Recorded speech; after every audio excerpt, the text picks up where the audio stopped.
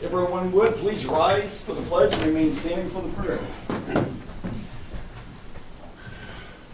I pledge allegiance to the flag of the United States of America and to the republic for which it stands, one nation, under God, indivisible, with liberty and justice for all.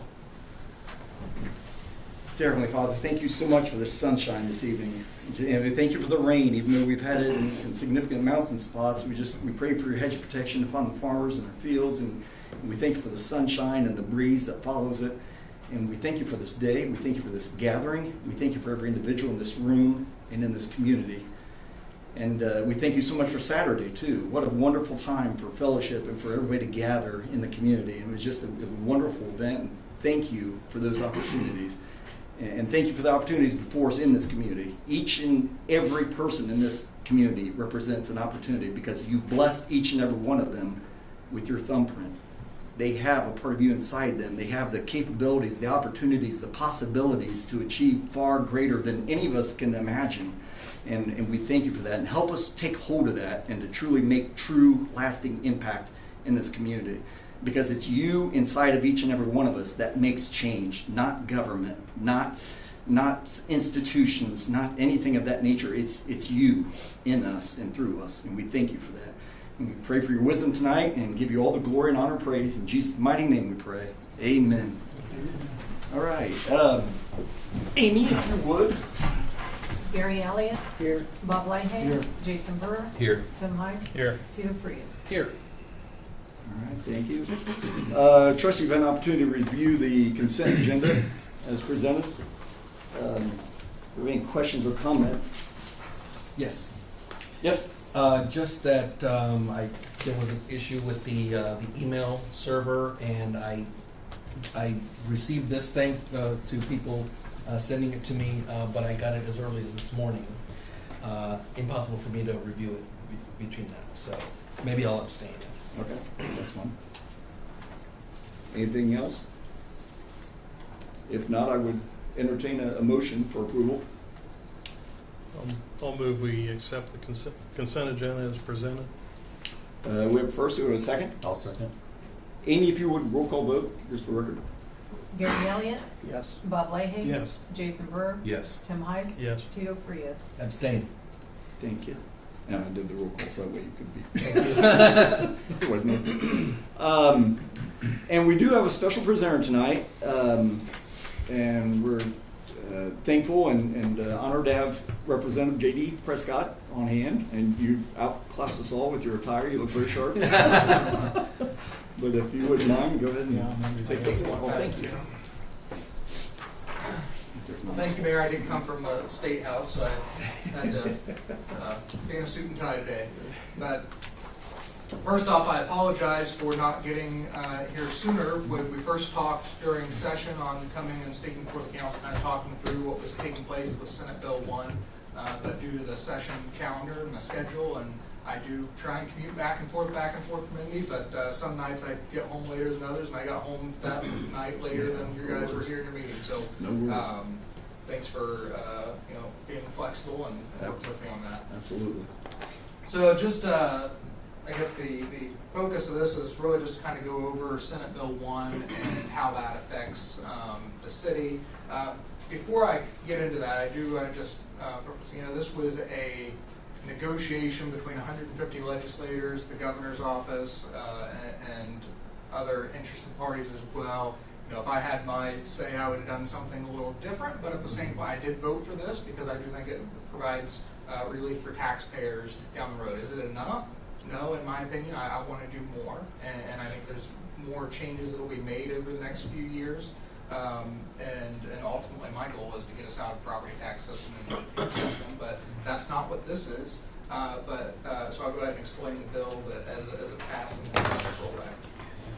So just kind of going through the provisions. Change the general bond obligations by placing restrictions on the issuance of general bonds. On farmland assessments, we amend the capitalization rate for the percentage of the statewide agriculture, the land-based rate. So that's the how we determine on farmland. It's all an income-based approach. We adjusted the MLQ. It provides the cap for 2026 as 4 for the maximum levy growth portion, 4%. On the annual levy growth, provides that growth in a political subdivision's assessed value in the previous year, that a political subdivision's value property tax levy shall not exceed the property tax levy for its last preceding annual budget unless the fiscal body of the political subdivision adopts the tax rate and tax levy.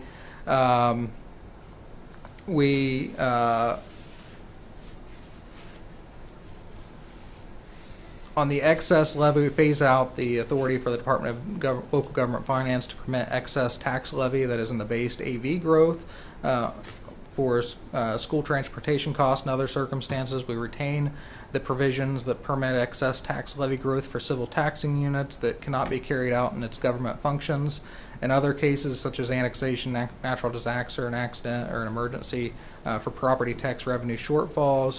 We exempt exemptions for new business personal property taxes, phases in the total exemption for the business personal property that is placed after January 1st, 2025. The de minimis personal property tax exemption, we raised that floor from $80,000 to $2 million, and that's in the second year. The personal property tax floor adjustment removes the 30% floor on business personal property taxes.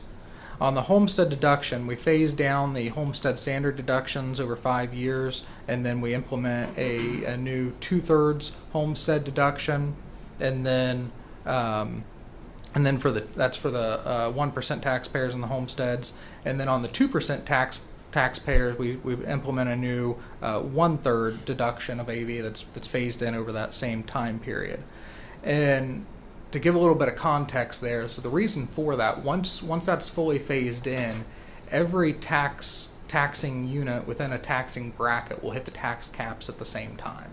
So part of the problem with the property tax structure as it is now, right now, if you as a city council raise or lower your levy, it doesn't necessarily mean a lower property tax bill for the property taxpayer, because you're up against the cap. So what happens is if you decrease your levy, all you do is you just free up dollars that can be absorbed by another taxing unit. So you're just shifting that versus actually saving it. So once you phase in to when all these taxing units or hit the tax cap at the same time, with all these taxpayers within a taxing unit hit the tax cap at the same time. This is something that's not in the bill that's being talked about, is you go and you set hard caps on rates for different units of government. That way, what will happen when a city council raises or lowers the rate, it'll actually be reflective in the tax bill. Same thing for the county. So it's a way to provide more transparency as to how your changes at the local city level affect the tax bills of the city residents. So we expire some of the tax deductions and move those to tax credits within the bill, such as the age 65 and over. The supplemental homestead is a tax credit. There's a $300 tax credit as well on there. On referendums, provides that referendums may be placed on the ballot only at a general election. So school referendum doesn't affect you guys here at the city level, but that is something for schools. We have a new property tax deferral. It adds a provision that authorizes county fiscal body to adopt an ordinance to establish a property tax deferral program. Requires the DLGF, Department of Local Government Finance, to create a transparency portal for property taxpayers. So as you go and have your budgets in the fall, as you submit those budgets for approval, then taxpayers can go in and see how that would affect their tax bill as you're going through that process. On fire territories, it provides that a fire territory established after January 1st, 2025 may not impose a tax rate that exceeds 40 cents per 100 of AV, and provides that a conservancy district established after December 1st of 2024 may not impose a special tax rate that exceeds 5 cents per 100 of AV. On the local option income tax, I'm going to simplify this a little bit versus going through all my notes. But instead of, so we're really restructuring the lit in this when setting a max cap of 2.9%. So here in Randolph County, we're at 3%, so it will have to go down a little bit. But we're restructuring that to where the county will have 1.2% for their general revenue purposes. They have 0.4% that can go towards fire and EMS protection, so your public safety lit. 0.2% rate that can go towards non-municipal taxing unit, and then we set aside 1.2% that can go towards cities and towns. So now cities and towns with a population of over 3,500 will be able to set their own lit. They don't have to go to the county. For smaller towns, less than 3,500 population, it does still have to go through the county to approve it, but then it gets distributed to the municipality. So it is specifically set aside for the municipal units of government. And again, trying to get back to that more transparencies, because right now the way the system works with it being split up among all the taxing units, you know, if the county wants to impose the lit but the cities don't, they both have to have it. So this again just providing more transparency there on who controls that lit. And that structure on setting those caps, that's a similar structure that's being talked about for future changes to the property tax. So just kind of think that in mind, but how you would change that to putting rate caps. Again, that part's not in this bill, but just letting you know how the discussion's going.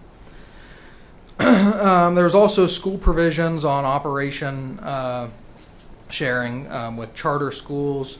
Then another one that affects Randolph County does dissolve Union School Corporation down in Modoc.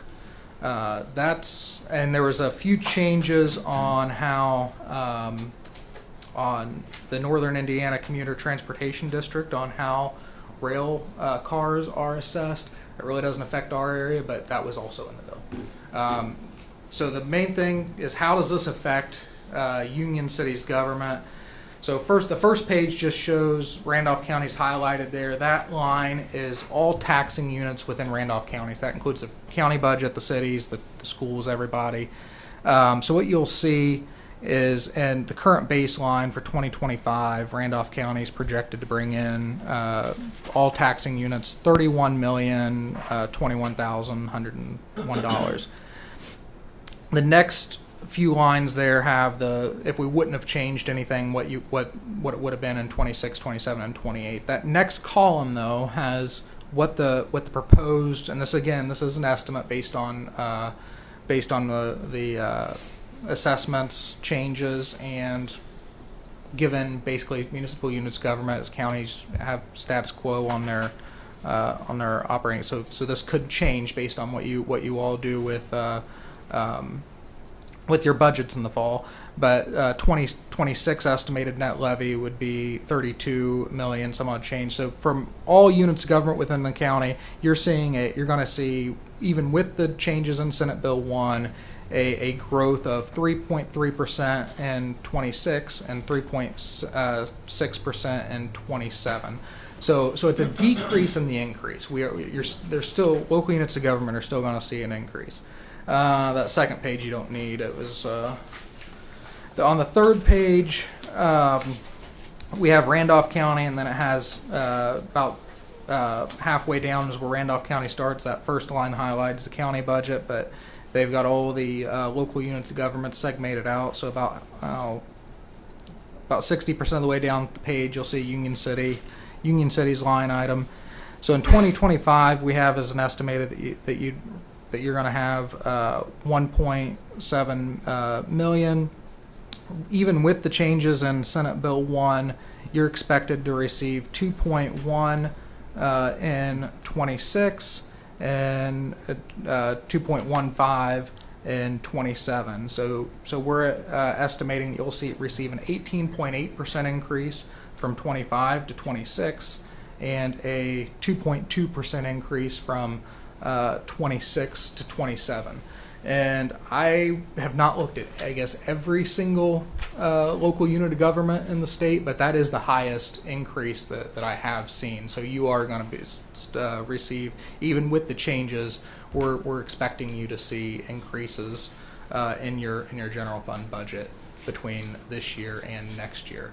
I'm honestly not sure what caused that high of a spike. I don't know if you have some tax abatements that are rolling off, because that is a higher jump than others. So I'm assuming you have some abatements that's getting ready to roll off that would cause that spike. It's possible, I don't know. But that is a pretty big spike compared to the others. So Out there at the industrial park, I don't know if we've got, but I don't think they're that big of abatements. Yeah, Frank, we've done abatements for Frank Miller, but they're not that big.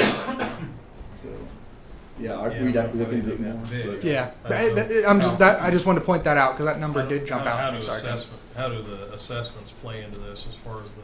Yeah, so the 25 increase in assessments. assessments, that is baked into the projection. So Yeah. I wouldn't say that they were a perfect prediction, but I asked LSA, or fiscal analysis, on when they came with these projections. Because as soon as we got out of session, I got flooded with calls on, just like everybody else, on the assessments hitting mailboxes. So I asked, okay, are we still going to be seeing, are these numbers accurate based on these increased assessments? They said yes. It might not be 100% accurate, but we did bake in the increase I don't in know these what kind of relief there will be on homeowners. homeowners in terms of appeals.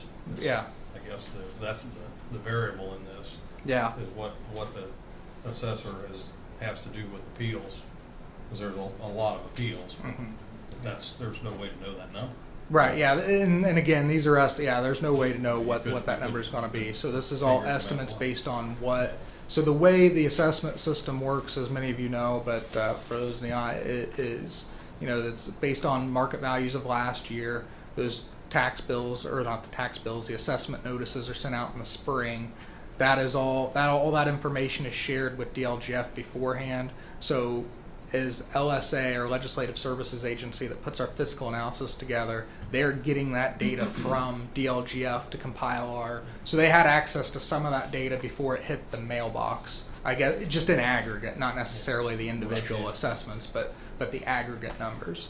And it's important to note too, with these changes, we do expect roughly 2/3 of homeowners to see a reduction in their property tax bills between 25 and 26 property tax bills, with those credits being on the back end versus the deductions. And then on the farmland side, if we wouldn't have done anything with Senate Bill 1, farmland tax bills were expected to go up 20% next year. I still expect farmland tax bills to go up next year. It's just not going to be as big of an increase. That's an area where I obviously would have liked to have done a lot more on as well, with that being a big portion of our county and our community.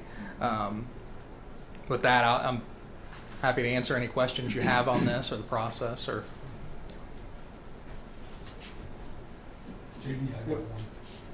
yeah, Bill, if you wouldn't mind, introduce yourself. Since you're in the I'm audience. Bill Hoostman, resident here. That, you indicate that the homeowner would be seeing a 25% decrease in property tax due next year? not a 25% decrease. Roughly 2/3 of homeowners will see a decrease between 25 and 26. Now, what that number is going to be, it's going to vary. Okay. So, And that's statewide. okay. That was the year you were talking about? Yeah, 2025 to 2026 payable.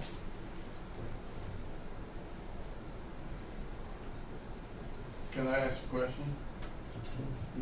Just introduce yourself, if you wouldn't. John Russ, citizen in Union City. So you say you're going to raise our property tax, and then you're going to give us a cut the following. No, I'm not raising your taxes. The state does not control the property tax Well, rates. Mine went up $40,000 Mm-hmm. My taxes are gonna go up. Mm-hmm. Is it gonna go back down, you say? We're expecting with the changes in this bill, 2/3 of homeowners will see a lower property tax bill in the year 2026 than they have in 2025. But you don't know what percentage or nothing like that? It's going to vary based on everybody. Depends on what you own and everything? The property tax system is so complex. I cannot look you in the eye and give you an accurate answer as to what exactly your house is going to be, because without sitting down and doing the numbers. I mean, if I had all the information in front of me, I could sit down and figure it out. Well, But whenever you get all the information, you need to come back. with all due respect, I don't necessarily know that I could. The hours that it would take to have all 67,000 constituents and pull their individual property IDs to do that, it would be that'd take a while. That'd be tough, huh? That'd take a I while. feel for you. So, long term, I mean, 2028 obviously is when we start to see more of a reduction in the increase. To your point Yep. too, it's important to know it's a reduction in the increase, not a reduction period. But to that extent, in 2028, we see this most significant reductions of the increases. So, Yeah. what could you give? What a underlying motivator was on the floor, if any, to the smaller communities in the state as to how to? Obviously, we got a plan accordingly. We've always got a budget and always got a plan. But what is the driving impetus in terms of helping us get beyond that? Right. In other words, how do they foresee small communities addressing this, and what is their hope? Yeah. For that? So first on the 2028 numbers that you're saying, we got to look at those as a grain of salt.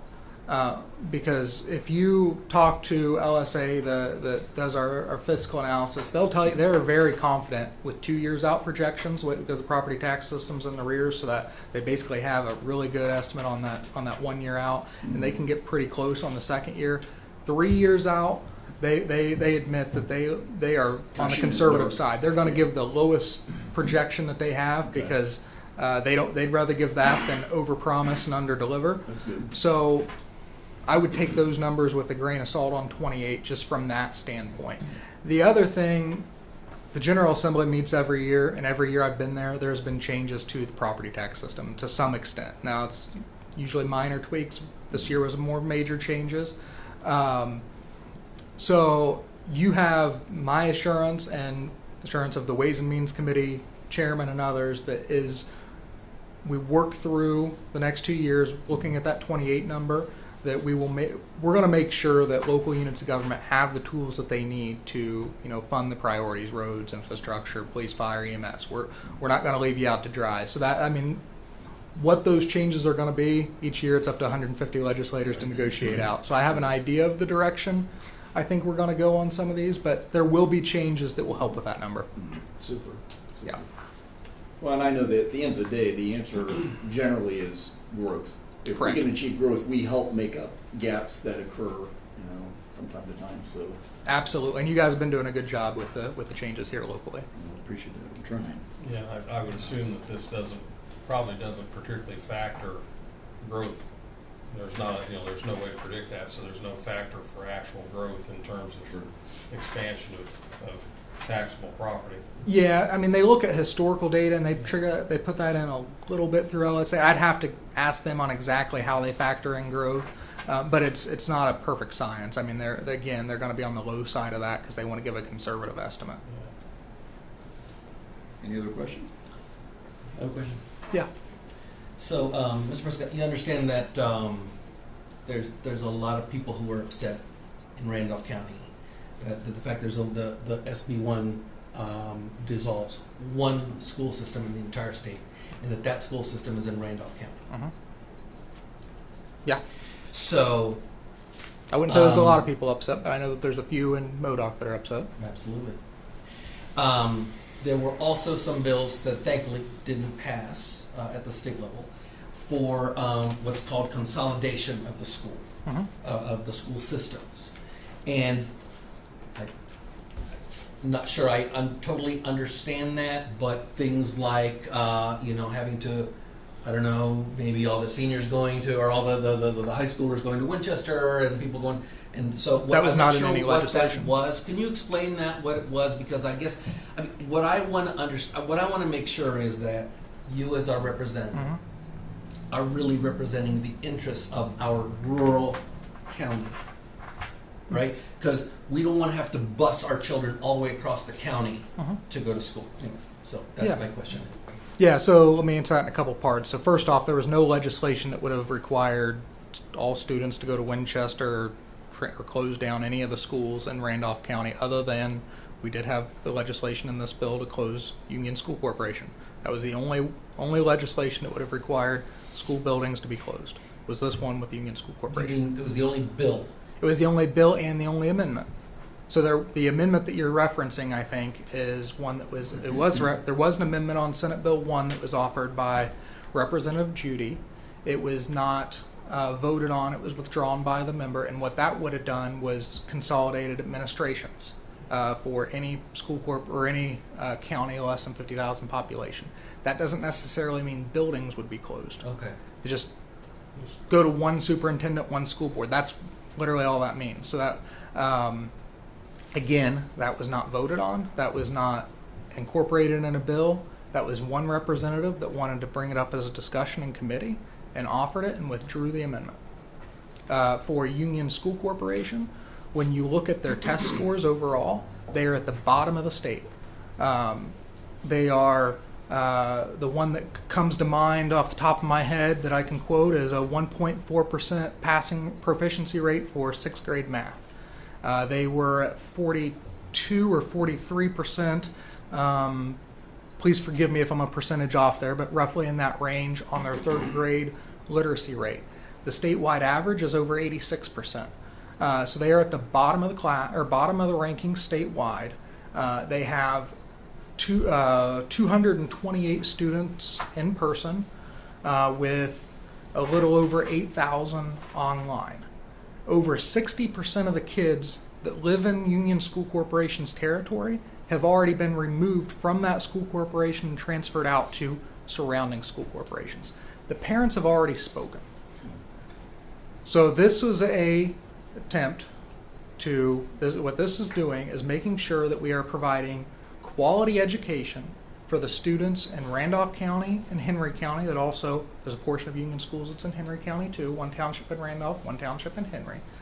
This is ensuring that these students have an adequate education and that we are looking out for the best interest of Randolph County taxpayers as a whole.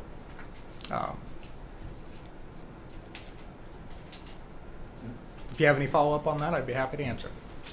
I just want to make sure that when there are things involving like big changes like that that are going to affect families, many of them of modest means, that you will be keeping in mind the interests of the residents of Randolph County who voted. Absolutely. That's exactly what I'm doing. Any other questions? Oh my goodness, JD, thank you so much. Well, thank you. And I've got an extra copy. I do realize I didn't print off enough to give you all a copy here. So Oh, sure. Jason, so thank you very much. Thank you. Yep, thank you. Thank you. All right, Thank you. let me see, let me get on task here. Mr. Mayor, Yes, sir. would you have someone copy those so that those of us in the audience could get copies? Sure, Of that, absolutely, please. absolutely. Thank you. Yeah, so I will, let me go ahead and. I wasn't asking you to do No, you're good. No, I'll get ready to play something real quick. Okay, what, you do that for me? You gonna be, do you have anything you want to report on your section? I think you had something. Okay. Got that. For, He's on the Okay, agenda, cool. or not on the agenda, but has an item there. don't leave before the meeting's over. Or before we ever all get out of here. Something I want to play for you guys.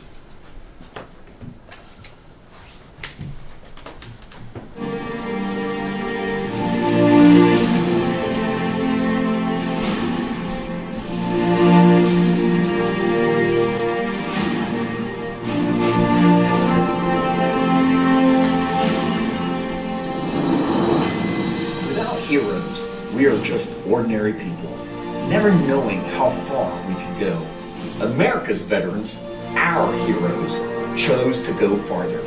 They stood between us and danger. They carried the weight of sacrifice so we could live free.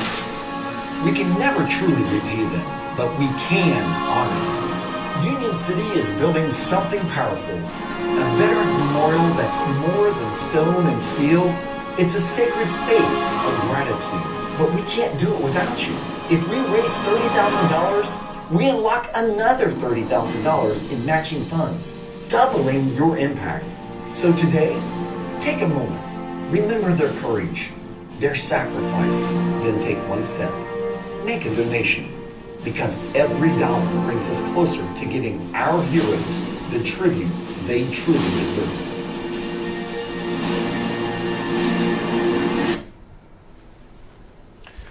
All right. The narration was subpar, that's what that, but the video was phenomenal by Troy Poling. So a very, very, very huge shout out and thank you to Troy for making that video. As you see, that was actually Union City footage. He was out there at the Memorial Day services. And you know, everybody talks about wanting things to happen and talks about, you know, use of taxpayer dollars and so forth and what that goes about. This is a chance for people to make a statement on their own without the use of taxpayer dollars. It's a chance to obtain a $30,000 grant. If we don't raise $30,000 by July 8th, we don't get a dime. We get to keep whatever we raise to put toward the project, but if we can't make the project happen, all that money does have to be returned. And again, if we don't make $30,000, we don't get the $30,000. It's as simple as that.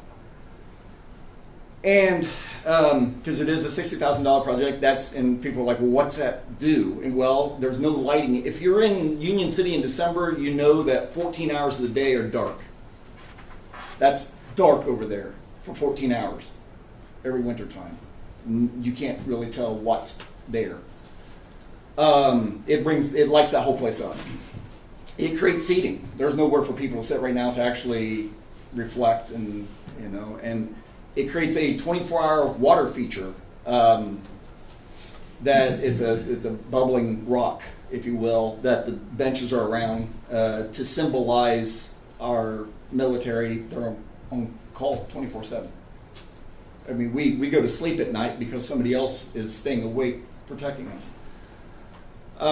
It sets the flags up as they are supposed to on the poles around the display and lit as they're supposed to be. It establishes a greenscape behind, so it beautifies the place and creates a place of gathering and encouraging folks to come see, because there will still be pavers, and the pavers are actually going to be placed around the statue, and so people can recognize loved ones or friends, acquaintances that have served. It just more than anything, it demonstrates that this community has the ability to make a statement of we know what's important. We know we want everybody to see where our values are. And we value our freedom. We value the ones who fought for it. We value the ones who gave their lives for it. And I didn't have anybody close serving the wars except a distant uncle that unfortunately lost his life on a battleship in a fire. But currently my son is now in tech school with the Air Force. He just graduated from basic last week, and I had an eye-opening moment. Probably should have played that video because it's rather telling that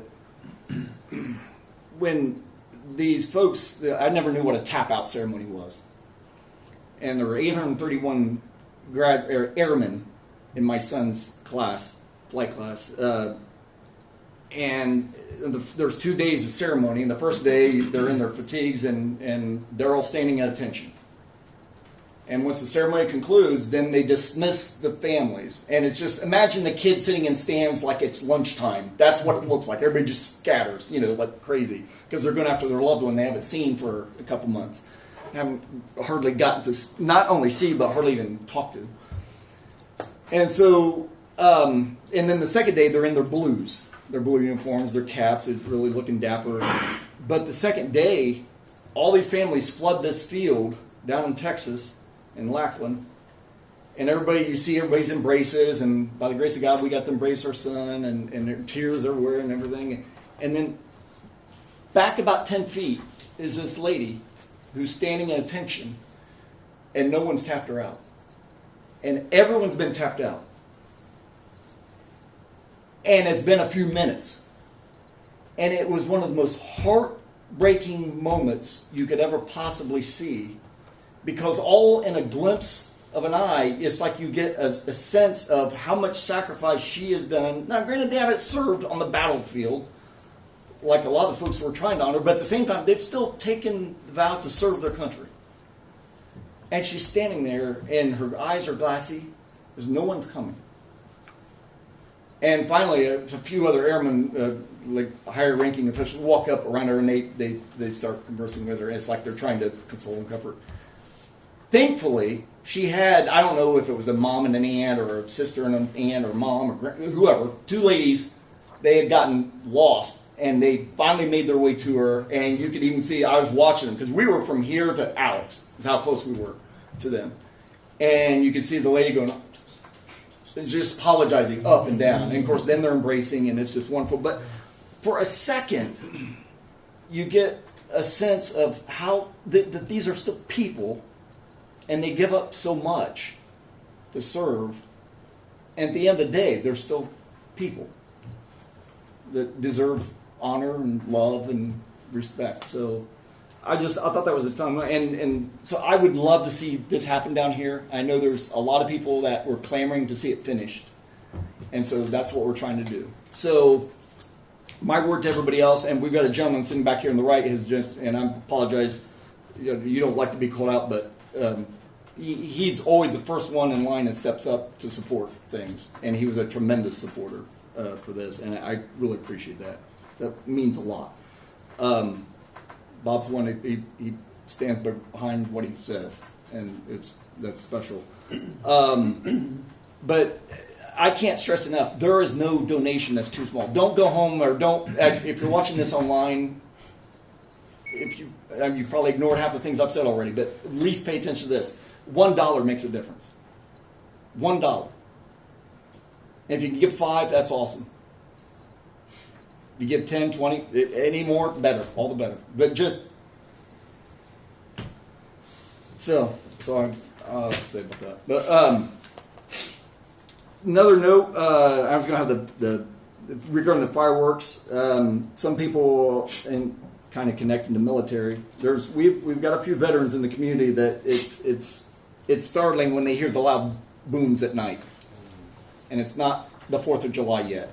If everybody's checked their calendar, we're still a few weeks out. So be mindful of what the ordinance says about fireworks. They're not be set off until I can't remember. Yeah, again, I wish I had pulled them for me. It's so many days before July 4th. It's not now.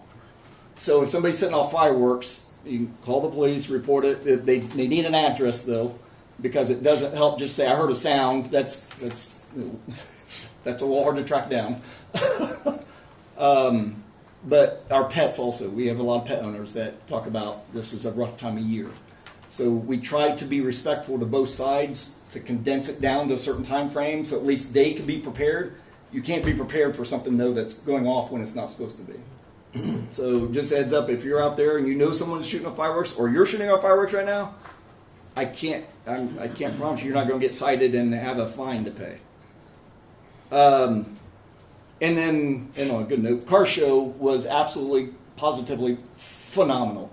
I know, Tim, you're going to want to speak to that as well in your section, but I want to thank you guys, Eugene Thompson and his crew of extraordinary folks in making, oh my goodness, what an event. Because I had told Tim before the meeting, 3 different times I made special attempt to look at the vendor lines, and they were 12 to 15 deep every time.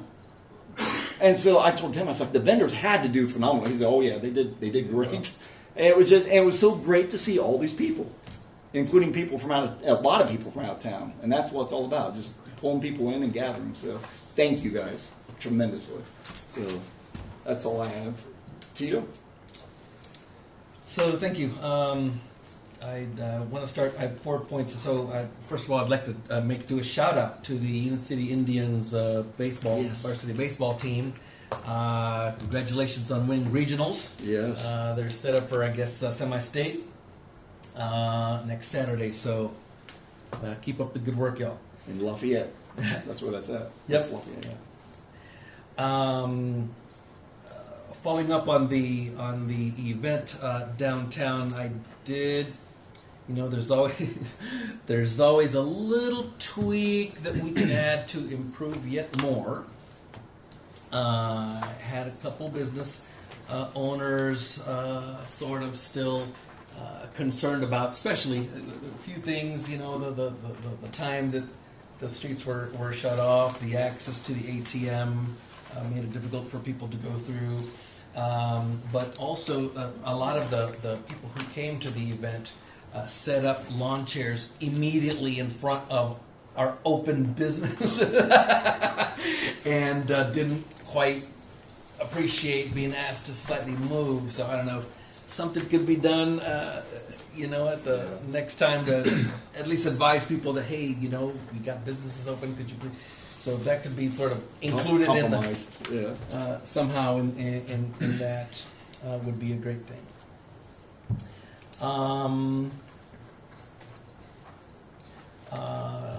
Do have a concern still from that I received from some people about us paying the gas and electricity for one or another downtown busises in Union City, that not all businesses get that. Who are we benefit. paying gas? We're not.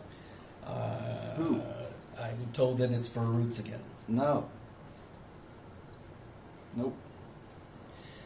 So, and again, I'm sorry, I didn't get a chance to verify, but just someone had told me that was still the case. I didn't actually look at financials, so I don't know. But I just want to make sure that or that at least that they're, the city is getting reimbursed for that if it's going through our books.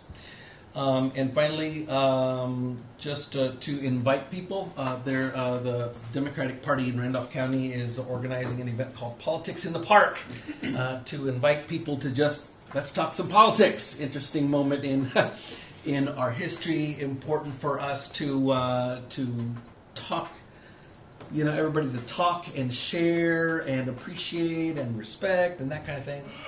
So just inviting people out to have a good time. That will be Sunday, June 22nd from 1 to 4 p.m. at around the amphitheater at Goodrich Park in Winchester. So Politics in the Park, June 22nd, 1 to 4 p.m. at Goodrich Park in Winchester. Cool. And Gary, thank you so much. Gary shared from the ordinance. Fireworks hours are on the following days, June 29th, which what is today, the 9th? Mm-hmm. So, yeah, we're 20 days out yet. June 29th and 30th, and then July 1st through the 9th. So there is a window. There's roughly a 10, 11-day window there. And the hours on those days is from 5 p.m. until 2 hours after sunset. So nothing past 2 hours after sunset, which is ballpark, nothing past 11, roughly, somewhere thereabouts. And then 10 a.m. to 12 a.m. on July 4th. That's only on July 4th. So, and then there's actually on New Year's Eve is the other one. So, so that's it. So again, just a heads up, that's straight from the ordinance. So June 29th to July 9th, correct. So 29 to 9. So yeah, so there shouldn't be anything between now and June 29th. So just a heads up. Heard some last night. Yeah, ditto. And the night before. So again, it's just a matter of trying to be respectful to others. We're not trying to be joy killers, just trying to protect, because for every side there's another side. Tim, did you have anything? Just reiterate, appreciate Chad's mentioning the cruise in Saturday. We had a fantastic event. The club appreciates everybody coming out. We had a great attendance of cars, but as important as anything, we had a great attendance by particularly local people coming out, because some people fixate on how many cars did you have, but 500 cars doesn't mean anything if there aren't 1,000 people there to look at. Yeah. And that's what people bring their stuff out for. That's why they're there.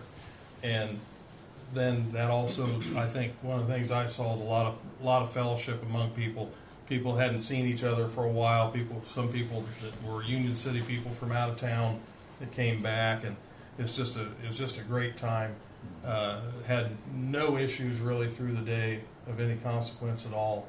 Appreciate all the help by all the Union City departments, police, fire, street, water. They all were very helpful. They always are.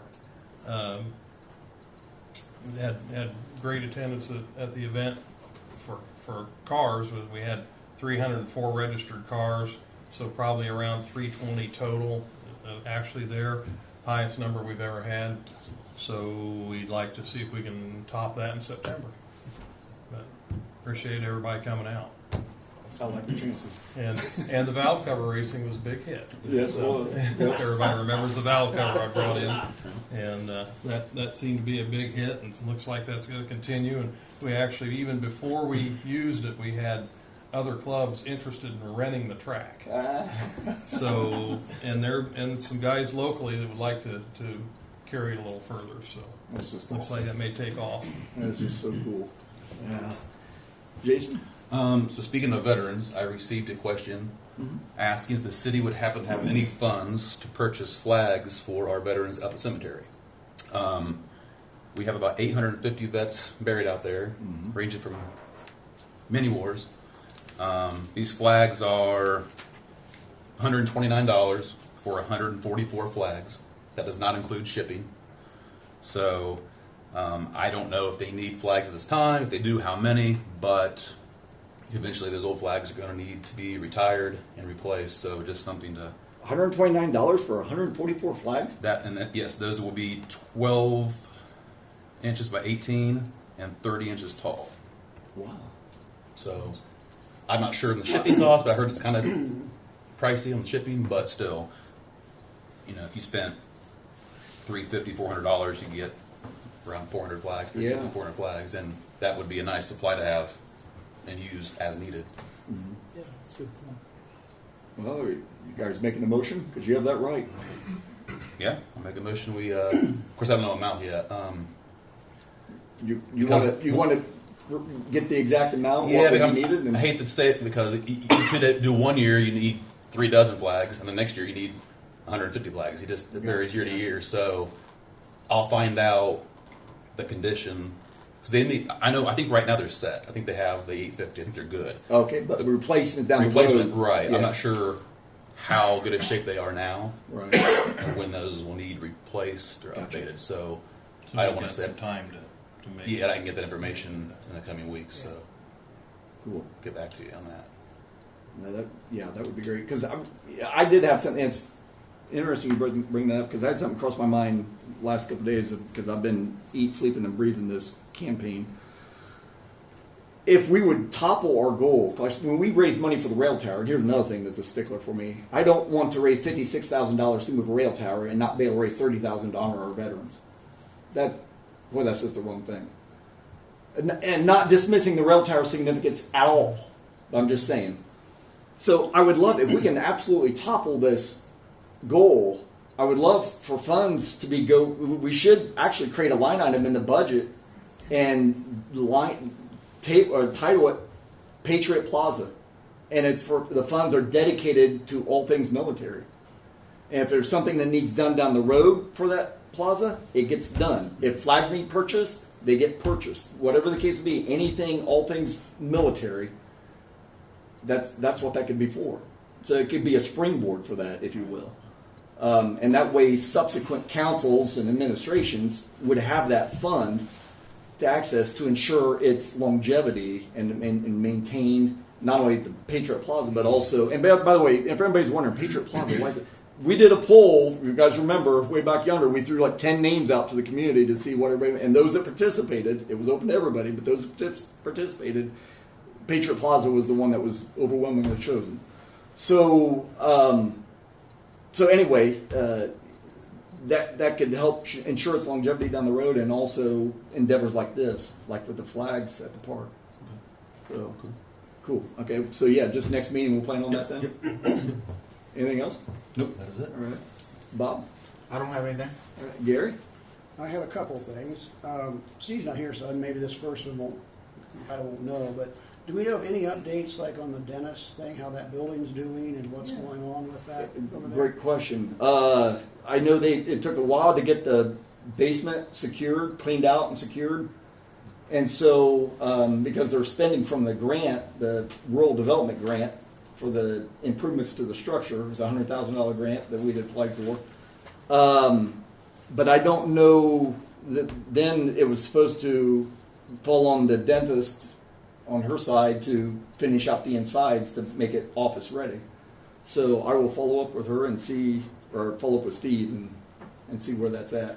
Because all I know is there was a big delay in the basement. I guess it was a bit of a disaster. So The Can funds see. are still available. We haven't There's- spent very much of that grant. Okay. So, they need to get that finished so that it can be, yeah, so the funds can be spent down. yes, exactly. I'm trying to remember what's the address on that on Oak Street. Do you remember? Does anybody remember? No, that's okay. I can look it up. I think it's 334 maybe. Sounds about. Actually, that does. Yes. Yeah. Okay. All right. Good question. Now, the other thing I have is just kind of a heads up for the council that we're working, we have a committee, Jason and I are both on it, and we're looking at possibly changing the city motto, or actually making a city motto, the city on a hill.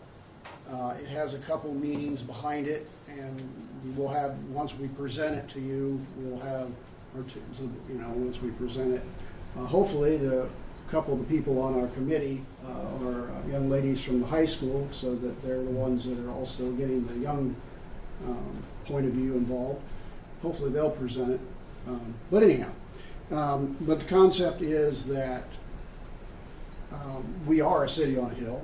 We're the second highest place in Indiana, so that is one of the main things. And the second part of it is to be an example, to live life as an example, to kind of hopefully set an example, not only in our personal lives, but like with Vision Corner, of the things that can be done when our hearts and minds are in it. So anyhow, so just be prepared for that to be coming later on. That's awesome. Yeah, the second highest point of elevation in the state of Indiana is at the corner of the Backstay, isn't it? But the highest point of elevation is in the country, isn't it? Yeah. Just right down about the county. Down RV Pike. Are we okay? Across the line in Just Wayne. east of Okay. RV Pike. on So the yeah, county. so in terms of any town or village, city, We're town, the highest. we're the highest. Highest point of elevation. Well, that's the highest point in Union City. I don't know if it's the second highest point. It's actually the second highest point in the state of Indiana. It was marked by There the, was a plaque there. Yeah. I think. yeah, I don't know Ted if it's still Leahy there or not. had insight to this because he was tracking down the actual geographic, or the geological survey, I think is what was done to actually mark it by the state. So it wasn't anything we did. It was actually the state come in, and that was a long time ago when that was.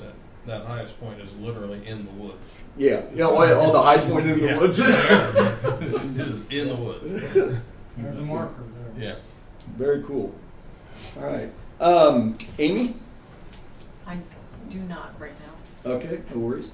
All right, we do not have any old business. And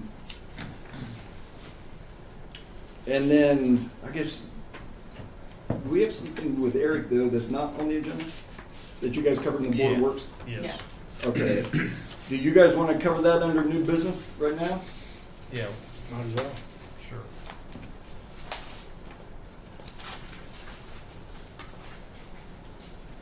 Okay, so this is, we're looking at a mid-size spreader and an ion cutter and a mid-size combo tool. So if you don't mind. All that's just gonna be jibber jabber. Yeah. You talk, what what do we currently have? Hydraulic rescue tools.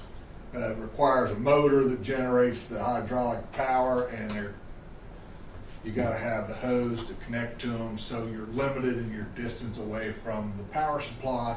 These, with the new technology, are all battery operated. So I can just pick up the tool and I can go out here 50 yards into the field where the car is and do the work, and I'm not stuck with the cord and a motor running and generating all that power. Our stuff is aged. This is just new age stuff. So globally, we've done a really good job of paring down our trucks. That was one of the goals of this collaborative effort. You know, to date, now with this week, we're down 2 engines, a tanker truck, and an ambulance. So we're 4 pieces of equipment less than we were 3 years ago. And so I think we're on the right track there. This is going to allow us to start the process of maybe eliminating 1 more piece of equipment, because the rescue truck carries all this stuff and these tools all fit in 1 compartment.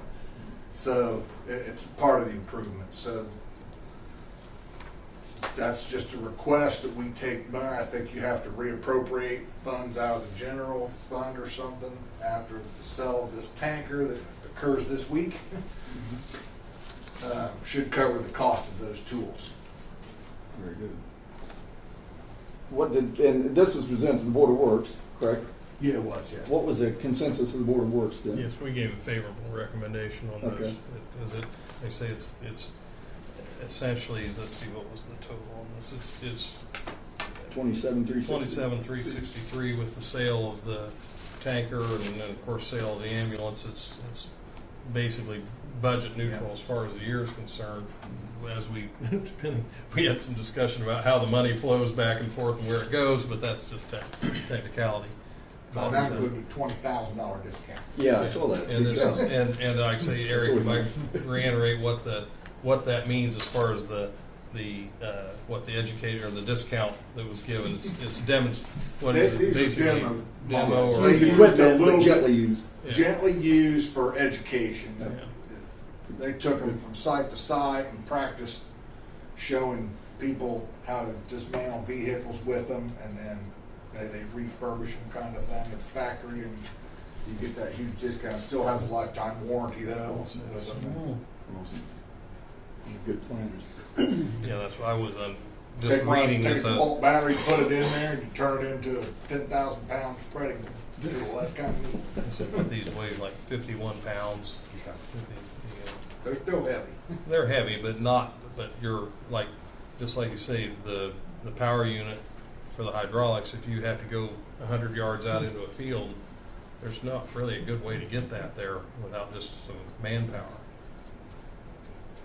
Do we have any questions from remaining council for Eric? Not, I would entertain a motion. Yeah, go ahead. I'm wondering about the math. I mean, I haven't done it all, but is it the 15,194 plus 13,395? On the back, it's 27. There's another 14. Second page, yeah. And the second page is another 14. Okay. All right. No, it makes sense to me. All those add up in the 20,561 Reduction. Okay, reduction. got it. Discount. So it'd actually almost be 48, but the 28. Got it. Barring any other further questions, I would entertain a motion.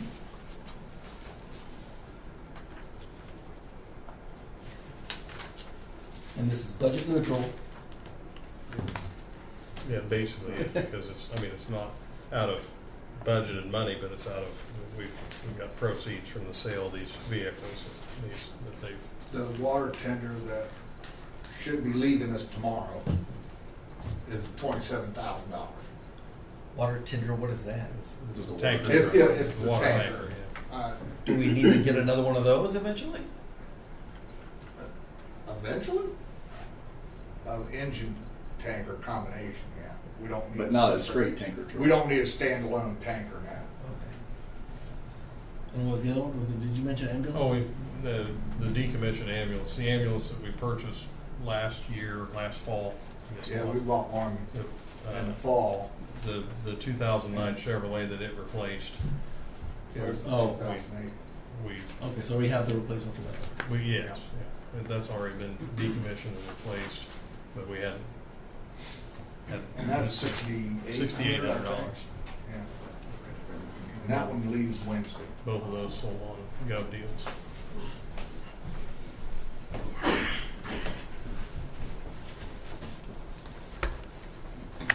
I just didn't want to make the motion since I'm Board of Works. This is the fire department's budget. I'm sorry? This is the fire department's budget. Oh, Well, as I understand how the money flows, the check for the tanker's gotta go into the general Correct. fund. So Yeah, we're that's being asking for a reappropriated. reappropriation to Correct. move it to the fire department's funds Correct. to yeah, buy we may have these to go tools. through it. I think we got to do, we have to do like a reappropriation motion.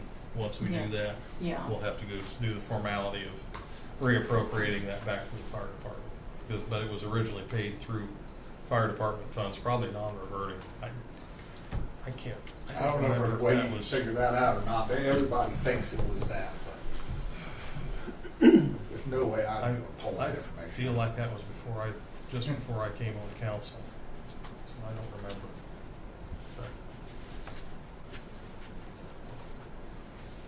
But we might ask what UCO is doing on equipment.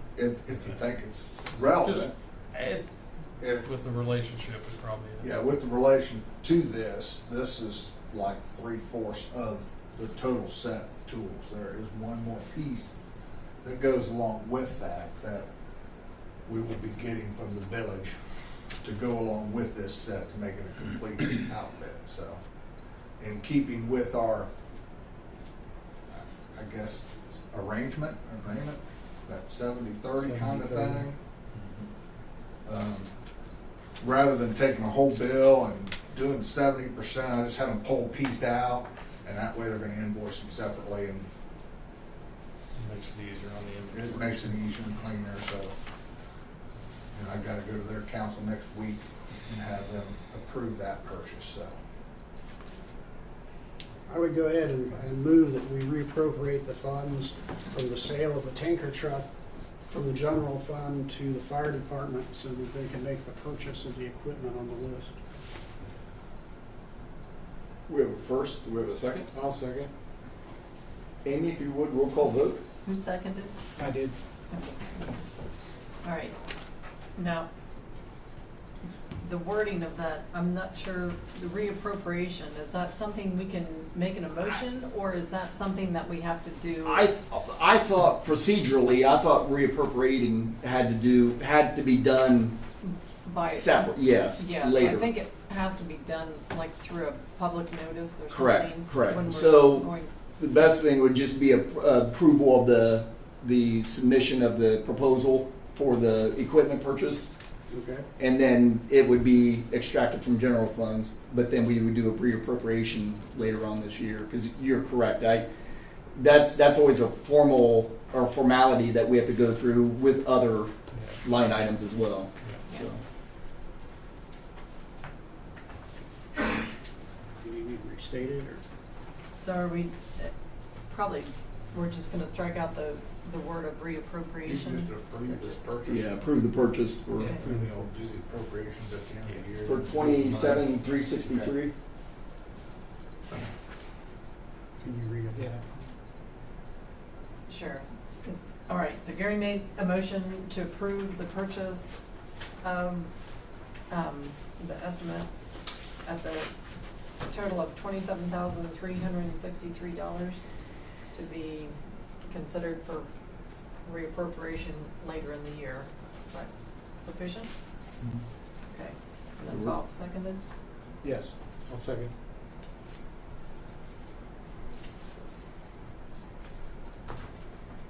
Do you want me to do a roll call? Yeah, if you would, please. Okay. Thank you. Gary Elliott? Yes. Bob Leahy? Yes. Jason Burr? Yes. Tim Heiss? Yes. Peter Frias? Yes, All right. but we also need to approve the actual purchase, yes. That's what they No, just did. that's what they changed, we're not doing the reappropriation. yet. Yeah, because that's not to be That's just- done now. I didn't get that from what she said. Well, yeah, we have to do reappropriation later. We can't do it at the time of. Okay, but I didn't quite hear that. That we approve the purchase? So Can you Okay. reread the motion Yeah. for, We'll do it so again. Tito can hear Okay, it? so Gary made a motion to approve the purchase of okay. the estimate for the I-2750 for the total of $27,363. Okay. Bob seconded with a consideration to do a reappropriation at a later date. So- Okay. So we're going through on with a roll call vote. She did it. Yeah, sorry. You voted for it for us. Okay. Good. The Union City Historical Museum, which is, anybody may not be aware, is the building by the railroad tracks with the brick damage.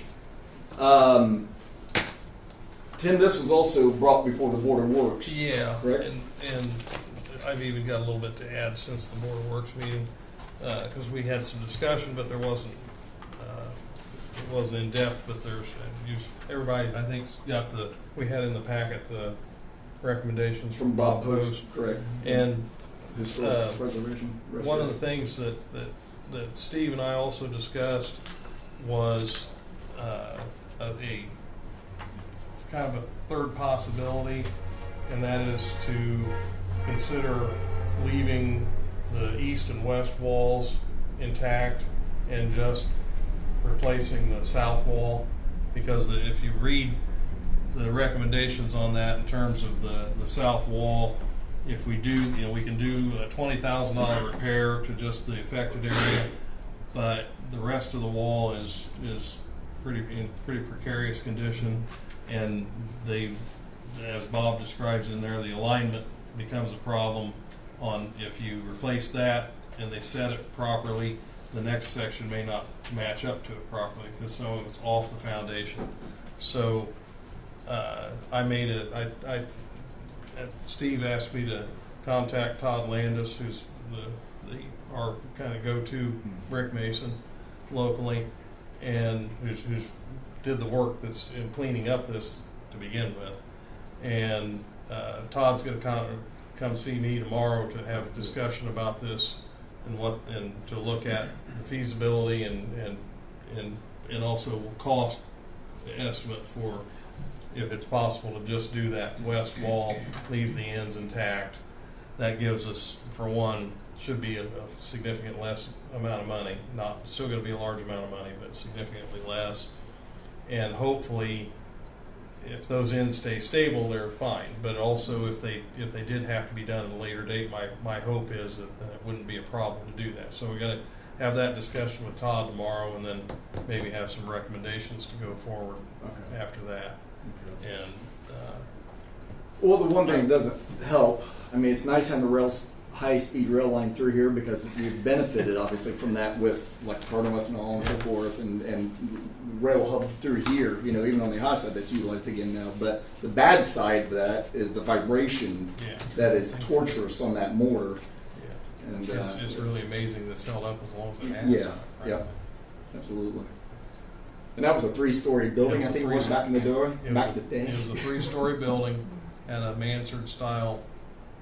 They call it a mansard roof usually, but it's really not the roof. It's more of the siding element.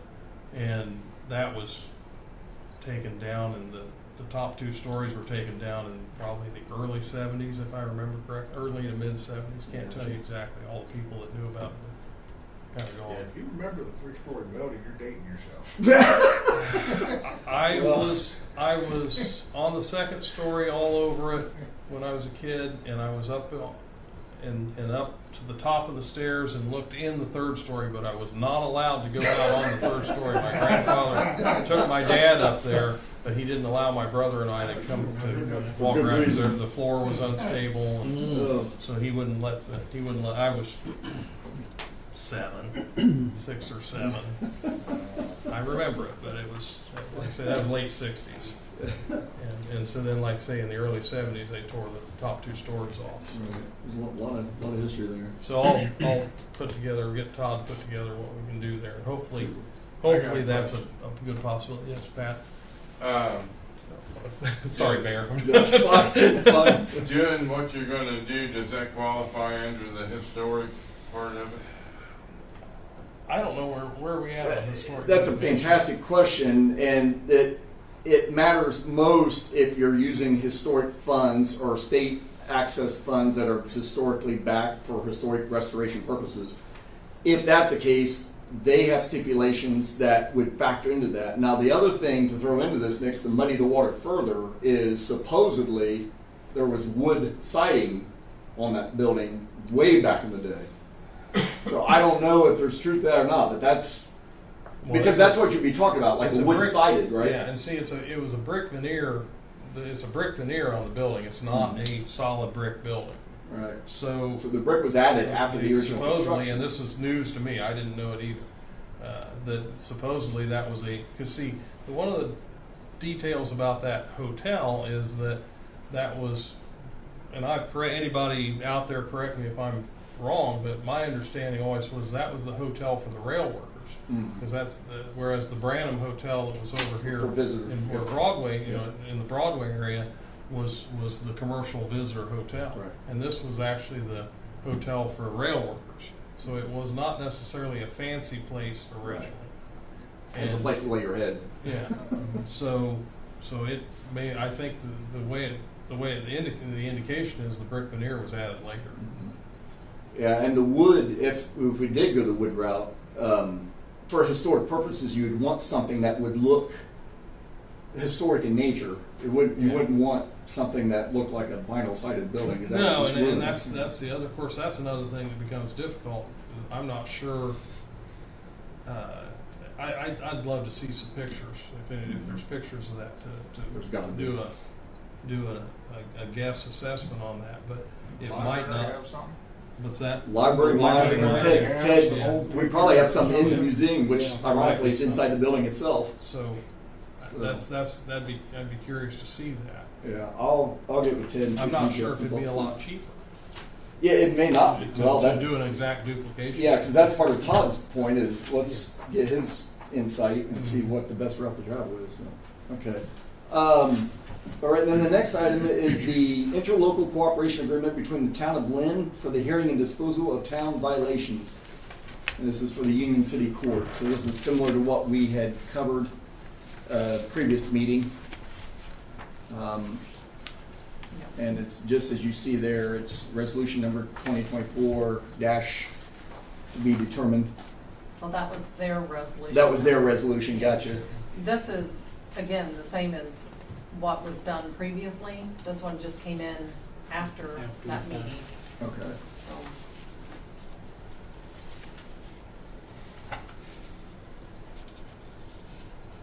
So Judge Wilcox approves of this? Do we- Yes, Okay. actually, she did review it. Okay, good. And Excellent. so she gave her blessing on it as well. Super. So, Do we have to approve them or anything, or we just?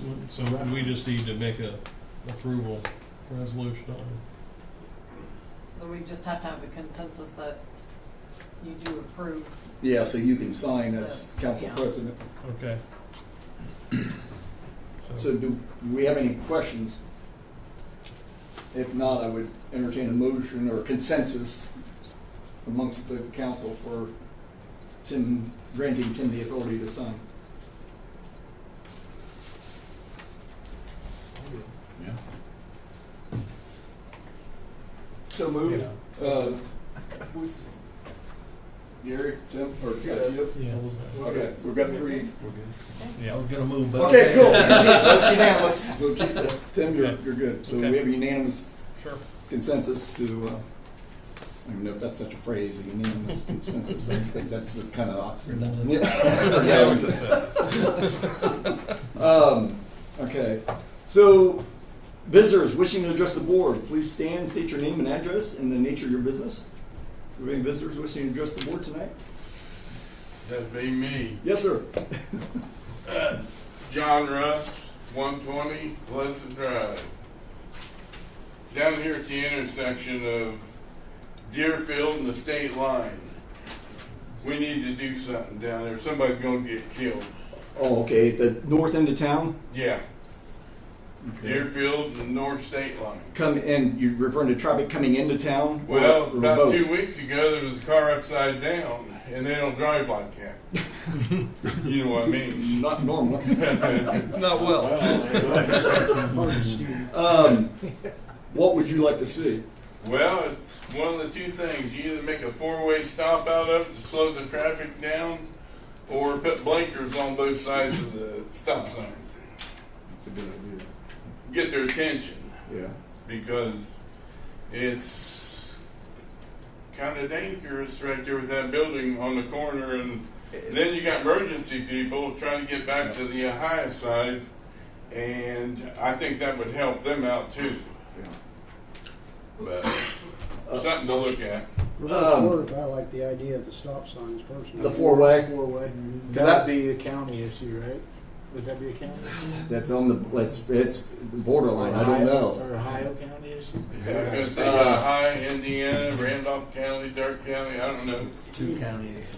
Let's first things first. Let's reach a consensus amongst us as to the best route to travel. So would you get four-way stop, Bob, four-way stop? Yeah. Jason? Yep. Okay, four-way stop, Yeah, I think okay. so. Then I will get with Randolph County and see, we'll start there. Because, I mean, we'll do it tomorrow if we could, but we got to get their blessing, because I don't know if that's, gosh, the boundary's right there. Yeah. So if they say, no, that's your guys' call, then we'll get it done. One way or another, we'll get it done. You have any I opinions, appreciate it. Bill? You're talking 2 states there. Yeah, 2 right. states and then city line, too. You may end up dealing with state of Indiana and state of Ohio. Well, we'll get the governor in here if we have to. No, sorry, I didn't mean But the that. southbound would be in Indiana, Yeah. where the stop Yes. sign would be, Mm. and the northbound is in the Ohio. city. Within the So- city, It Yeah. might just be Randolph County, Union City has to decide that, but. it might be. Yeah, it's good. Well, if it saves a life, you know, Amen. Yeah. Absolutely. we've already had some people hurt there. We've had a couple bad accidents. Yeah. Not Well, this year, there. the Road angles, bridges, There's the been a lot of angles, them over the years too. the angle with Deerfield makes it difficult. Yeah. Yeah. And there's a good amount of traffic Oh, yeah. at times. Yeah, Deerfield's pretty heavy anymore. Yeah. Yeah. Been more than that. All right. Well, thank you. I ain't done yet. Okay, good. Well, I was going to bring this stuff up last week, but I was afraid to put the clock on me, and I ain't got time for that. We need a sidewalk over there where the community health center is. We need a sidewalk from Dollar General down to the community health center. We got migrants walking in the Deerfield. We got people with rascals driving on Deerfield. That's dangerous. And the rascals don't go through the fields very well. So they have to run up and down The road. Deerfield. And somebody's going to get hurt that Did you way. say rascal? Yeah, Oh, those it's a little little battery operated. Oh. whatever you call them that the handicap use. Oh, okay. This is kind of a handicap situation, along with the elderly and the migrants. So you're Gotcha. looking at from where the sidewalk stops at Dollar General east Down to the first driveway. yeah. I mean, I don't know how much it costs. I don't know nothing about that, but It's not a long stretch. It's not long. It takes some money, but it's not huge. Okay. get that $10,000 back from Roots and 30 yards. throw it on the sidewalk. All right. But it's not state highway, so we don't have to deal with Right, no, it'd be our Right. call. Yeah. Yeah. it. But we also don't have to deal with their regulations. Right, either. right. It's not a state highway? That section is just Deerfield. Deerfield Road. So it's just a city street. Anything else, John? Yeah, I got one more question. It's to the east of 28.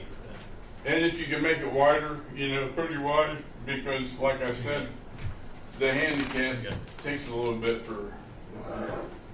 The other thing I got is, who in here is invested in the ethanol plant? Is anybody invested in the ethanol plant? Nobody? Nope. That's good. Hey, but Bill, were you wanting to address? Yeah. Okay. Go ahead. Yeah, my name is Bill Hoosman, 300 Crestwood Court in New City. The main purpose was just to make sure council stayed on top of this assessed valuation thing. I appreciate JD coming this evening, and according to him, supposedly, what, 2/3, 3/4 property owners might actually pay less. I hope that's true. I know the assessed valuation on my house went up almost right at 40%. And I own like 80 acres. It's woods. It's not farm ground. It's up 234%. The increase on my taxes based on this year's assessed valuation when I paid, taking that ratio to my new assessed valuation, I would have an increase of 78% in my real estate taxes alone. And I'm sure there will be a lot of other people. And unless that bill, and I'm not sure exactly what that bill actually addresses, this room's going to be really crowded next spring. So I would, if I was on council, be paying a lot of attention to what's going on with that assessed valuation. Now, I did talk to George, county assessor, and it was kind of a double whammy this year of how they did things. One they weren't expecting, the other there was. So it came in substantially larger than what I think he was anticipating. And unless, when you submit your budget, I know it goes through the state and they actually basically set the rate there. I would have someone on council or a committee certainly be following that through. Or I'm sure this room will be filled next spring with a lot of citizens in here complaining. So just wanted you to be aware. Thank you very much. All right. The date of our next economic redevelopment meeting is Wednesday, June 18th at 6 p.m. Pending agenda. And then the next city council meeting will be Monday, June 23rd at 6 p.m. And the Board of Works also Monday, June 23rd at 1:45 p.m. I would hereby entertain a motion for adjournment. So moved. We have first, do we have a second? I'll second. All those signify by saying aye. Aye. Aye. Meeting adjourned. We get copies.